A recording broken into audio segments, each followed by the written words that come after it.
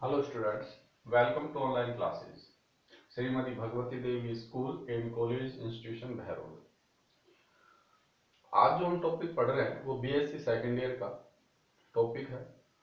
हमारी जो last video में जो टॉपिक चल रहे थे वो डी ब्लॉक एलिमेंट्स थे। वहां हमने डी ब्लॉक तत्वों के इलेक्ट्रॉनिक विन्यास, 3D सीरीज के इलेक्ट्रॉनिक विन्यास, ऑक्सीकरण अवस्था, रंग एवं स्पेक्ट्रम में व्यवहार, चुंबकीय गुण ये पढ़ चुके थे। आज जो टॉपिक है वो 3D श्रेणी के आयनन विभव का है। नेक्स्ट जो टॉपिक है वो है आयनन विभव, आयनाइजेशन पोटेंशियल।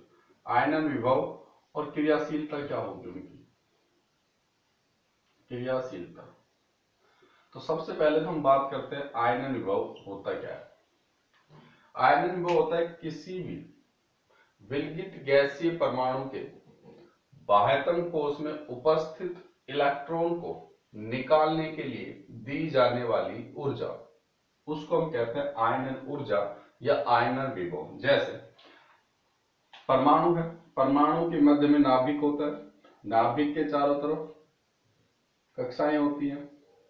इस कक्षा में ये जो नाभिक है इसके चारों तरफ ये कोश है। तो यहां अगर जो इलेक्ट्रॉन होगा, यानी किसी परमाणु, किसी विलगित गैस से परमाणु के बाह्यतम कोश में उपस्थित इलेक्ट्रॉन, यहां जो इलेक्ट्रॉन होगा इसको निकालने के लिए दी जाने वाली ऊर्जा आयनन ऊर्जा या आयनन विभव कहलाती है। क्लियर है?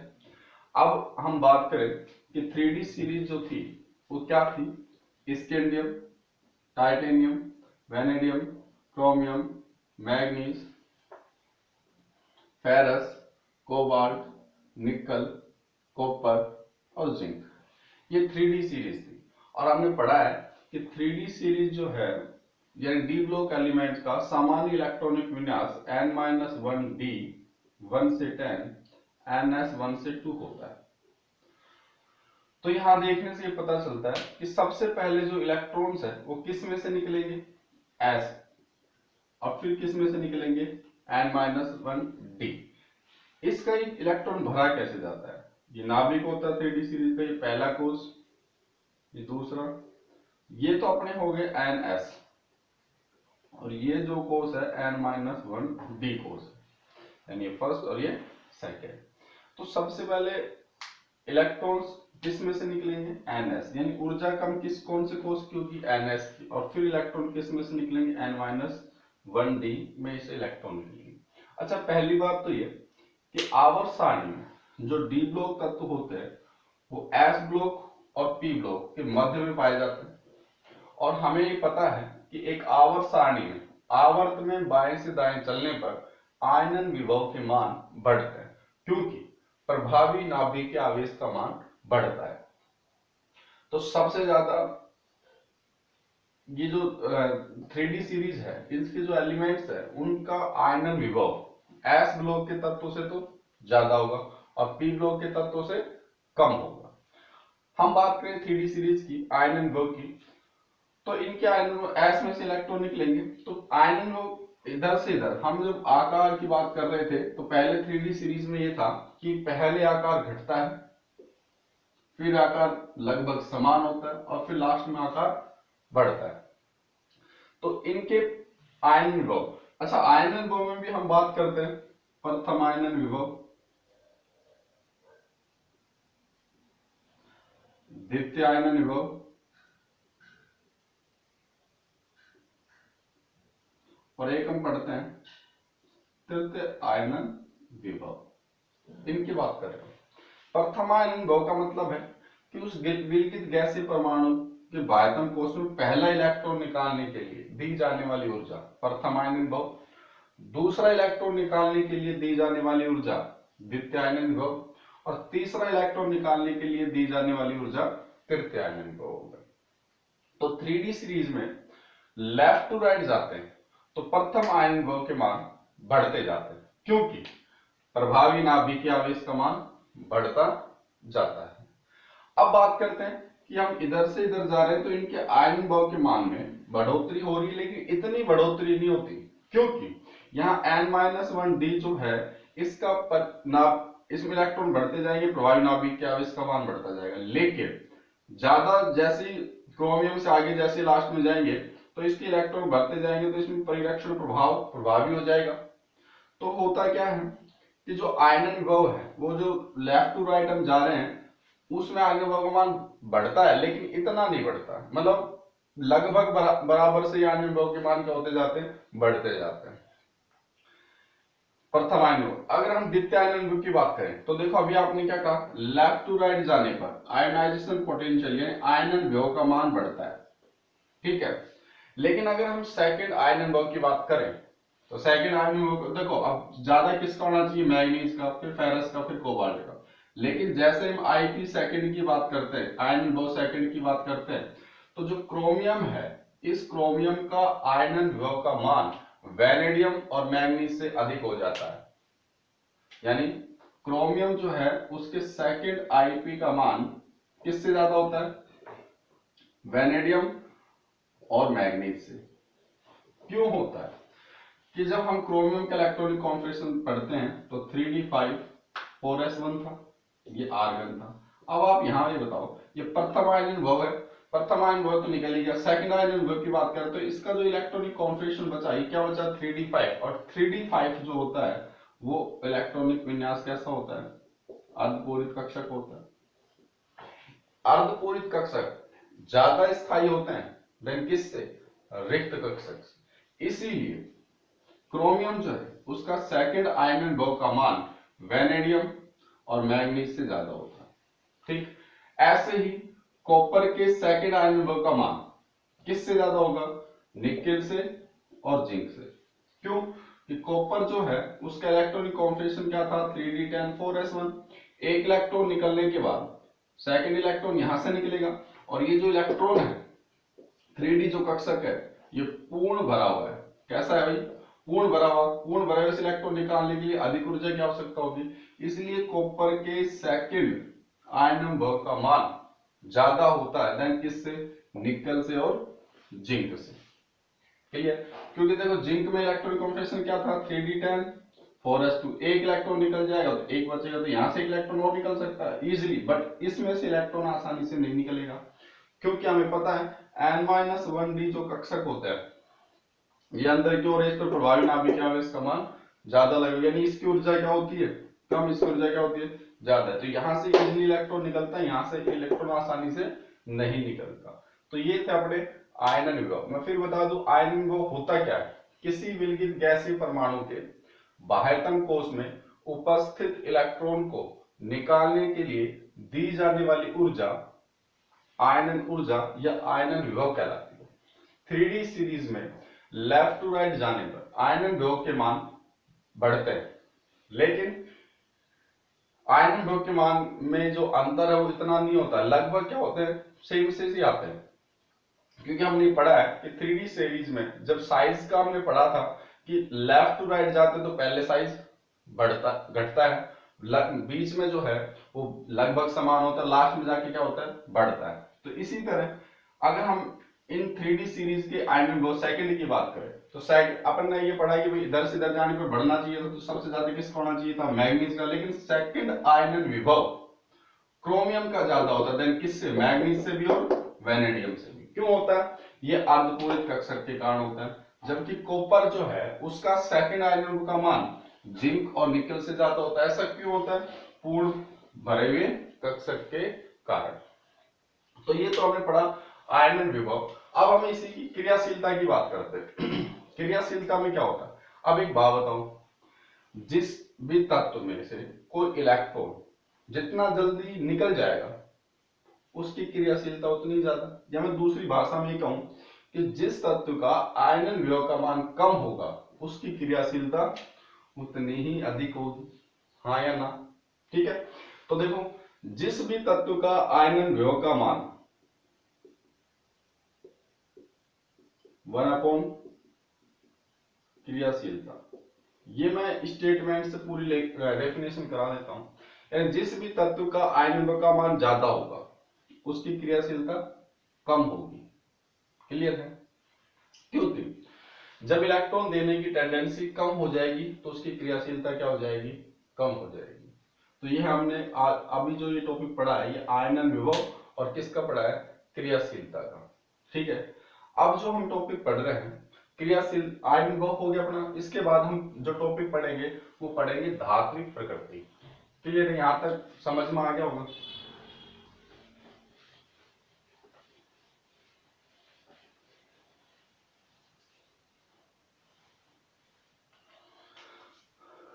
धात्विक प्रकृति। अब 3D सीरीज जो है ये डी ब्लॉक एलिमेंट्स हैं। डी ब्लॉक जो तत्व है उनके हमने सामान्य लक्षण पढ़े, ये आघात वर्धनीय होते हैं, तन्य होते हैं, उष्मा व विद्युत के सुचालक होते हैं। ये सब जो गुण होते हैं ये किसके होते हैं, धातु के। तो हम ये कह सकते हैं कि जो डी ब्लॉक एलिमेंट्स हैं उन सब वो सब कैसे हैं, धातु हैं, और इनको हम बोलते हैं संक्रमण धातुएं। अच्छा, ये जो धातुएं हैं इनकी जो प्रकृति होती है फिक्स होती है, यानी इनकी सुसंकुलित संरचनाएं होती है, सुसंकुलित संरचनाओं में होते हैं ये।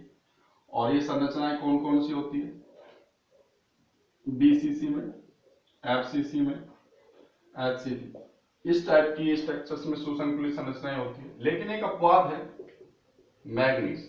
मैग्नीज में इलेक्ट्रॉनिक कॉन्फिगरेशन D5 पाया जाता है। मैग्नीज इसका अपवाद है कि मैग्नीज जो है एक क्रिस्टल रूप में पाया जाता है। इसमें किस रूप में पाया जाता है, क्रिस्टलाइज में। अब ये धात्विक प्रकृति की हम इसमें व्याख्या करेंगे। अब ध्यान देना कि 3D सीरीज में अधिकांश संक्रमण धातुओं के पास अयुग्मित इलेक्ट्रॉन उपस्थित होते हैं। इसीलिए उन धातुओं में अगर हम मैग्नेटिक की बात करें तो उनमें अणुचुंबकत्व का गुण पाया जाता है। अधिकांश संक्रमण धातुएं, तो मैं इसको कह सकता हूं सभी संक्रमण धातुएं लगभग अणुचुंबकत्व का गुण रखती है, क्योंकि उनमें कम से कम एक अयुग्मित इलेक्ट्रॉन तो मिल ही जाता है। अब हम धात्विक प्रकृति की बात कर रहे थे, तो इसकी सुसंकुलित संरचनाएं होती है, अयुग्मित इलेक्ट्रॉन पाए जाते हैं। अब इसमें होता क्या है कि अयुग्मित इलेक्ट्रॉन जो है वो क्या करते हैं, जैसे अब मैं आपको एक तो इसमें डी अतिव्यापन हो जाता है। कौन सा अतिव्यापन हो जाता है, ये अतिव्यापन हो जाता है, डी अतिव्यापन जिसको हम बोलते हैं। इस डी अतिव्यापन और अयुग्मित इलेक्ट्रॉन के कारण, डी अतिव्यापन और अयुग्मित इलेक्ट्रॉन के कारण इसमें क्या होगा, धात्विक प्रकृति बढ़ जाती है। इस अतिव्यापन के कारण ये कैसे होते हैं, कठोर होते हैं, आघातवर्धनीय, तन्य, उष्मा व विद्युत के क्या होते हैं, सुचालक होते हैं।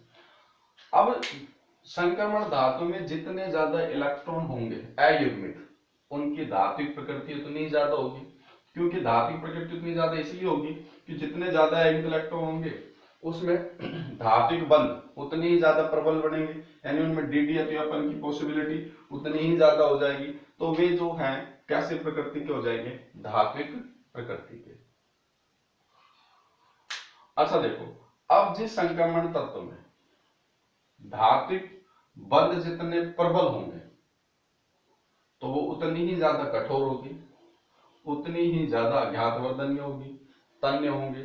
तो ये कारण है उनके धात्विक प्रकृति का। क्लियर है। वैसे हम समझे कि धातु होती क्या है, धातु वो होती है जो इलेक्ट्रॉन आसानी से त्याग सकती है। तो संक्रमण धातु इलेक्ट्रॉन त्याग सकती है। लेकिन ध्यान देना, अगर इनकी धात्विक प्रकृति की हम बात करें तो ये बहुत अधिक क्रियाशील होती है। तो कैसे, देखो इनका जो इलेक्ट्रॉनिक कॉन्फिगरेशन था n-1d से 10 ns1 से 2, तो ये जो इलेक्ट्रॉनिक कॉन्फिगरेशन है ये किसके बराबर है, s ब्लॉक एलिमेंट के बराबर है भाई।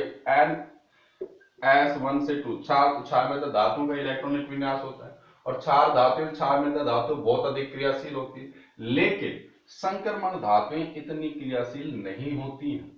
क्यों नहीं होती है, क्योंकि यहाँ s ब्लॉक तत्वों में तो ये जो इलेक्ट्रॉन है ns1 या 2 इलेक्ट्रॉन निकालने के बाद इनका जो इलेक्ट्रॉनिक विन्यास बचता है वो अक्रिय गैस इलेक्ट्रॉनिक विन्यास को ग्रहण कर लेती है, इसीलिए बहुत अधिक क्रियाशील होती है। जबकि ये जो संक्रमण धातुएं होती हैं वो इतनी अधिक क्रियाशील नहीं होती है, क्योंकि n-1 से लेकर 10 तक का जो ऑर्बिटल्स होता है या कक्षा कोश होता है उसमें से इलेक्ट्रॉन इजिली नहीं निकलते हैं। इसीलिए संक्रमण धातुएं क्षार धातुओं से कम क्रियाशील होती हैं। ठीक है, अब ये धात्विक प्रकृति, तो ये ज्यादा धात्विक कठोरता होगी। अच्छा, जितनी भी संक्रमण धातुएं हैं वो दुर्बल अपचायक होती हैं। दुर्बल अपचायक का मतलब समझ गए कि ये इजिली इलेक्ट्रॉन नहीं त्याग सकते, यानी ये दुर्बल अपचायक प्रकृति की होती है संक्रमण धातु। अब हम इसके बात करते हैं, ये जो धात्विक प्रकृति होगी, धात्विक प्रकृति किस कारण होती है? डीडी अतिव्यापन। और डीडी अतिव्यापन कब ज्यादा होगा? जब किसी संक्रमण धातु में अयुग्मित इलेक्ट्रॉन की संख्या ज्यादा होगी।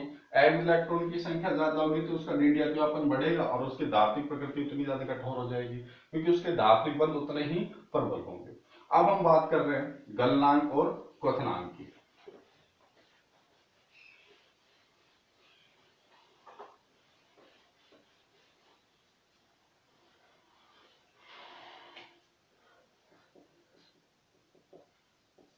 गलनांक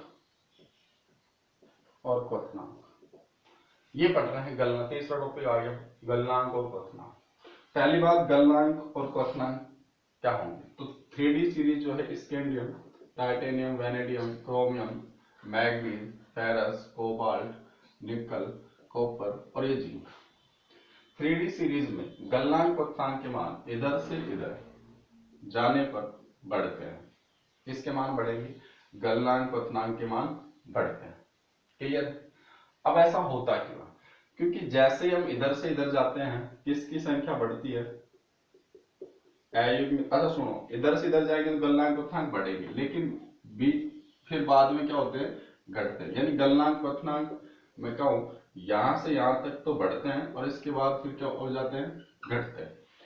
ऐसा क्यों होता है? क्योंकि जब यहां से यहां तक हम जाते हैं लेफ्ट टू राइट तो अयुग्मित इलेक्ट्रॉन की संख्या बढ़ती है, जिससे धात्विक बंध सामर्थ्यता बढ़ती है।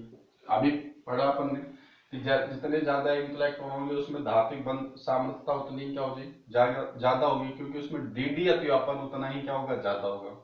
उसके बाद अयुग्मित इलेक्ट्रॉन की संख्या क्या हो जाएगी? कम, यानी युग्मित इलेक्ट्रॉन की संख्या बढ़ेगी और युग्मित इलेक्ट्रॉन की संख्या बढ़ेगी तो उसमें डीडी अतिव्यापन कम होगा और धात्विक बंध सामर्थ्यता क्या हो जाएगी? कम। और धात्विक बंध सामर्थ्यता कम हो जाएगी तो उसके गलनांक क्वथनांक क्या हो जाएंगे?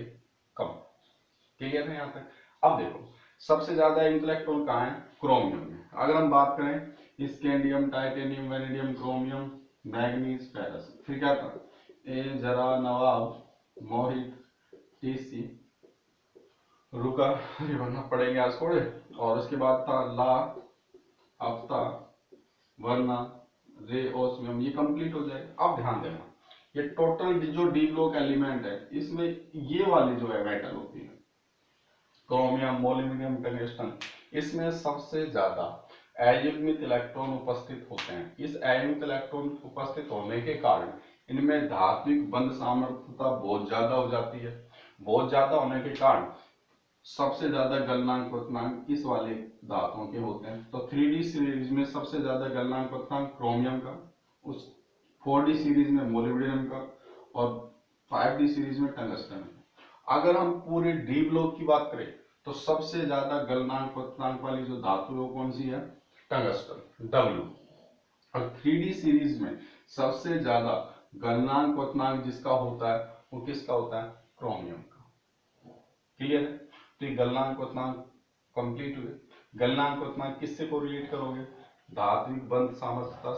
धात्विक बंध सामर्थ्यता कब बढ़ेगी? जब किसी संक्रमण धातु में अयुग्मित इलेक्ट्रॉन की संख्या बढ़ेगी। अयुग्मित इलेक्ट्रॉन की संख्या बढ़ेगी तो डीडी अतिव्यापन बढ़ेगा। डीडी अतिव्यापन बढ़ेगा तो धात्विक बंध प्रबलता बढ़ेगी, जिससे उसके गलनांक क्वथनांक भी क्या होंगे? बढ़ेंगे। अब ये तो ये हो गया, लेकिन जो अगर हम बात करें जिंक, CdHd, इनके जो इलेक्ट्रॉनिक कॉन्फ़िगरेशन है उनमें सारे के सारे इलेक्ट्रॉन D10 है। इसका मतलब सारे इलेक्ट्रॉन युग्मित अवस्था में होते हैं। अब युग्मित अवस्था में है तो इसमें कोई भी डीडी अतिव्यापन नहीं होगा, तो इसमें कोई भी धात्विक बंध सामर्थ्यता ज्यादा नहीं होगी। इसीलिए जो ये लास्ट वाले जो ग्रुप हो, ये लास्ट वाली जो मेटल्स होती है ये वाष्प ये क्या होती है, बहुत कम कठोर होती है, जबकि मरकरी तो एक क्या है, द्रव धातु।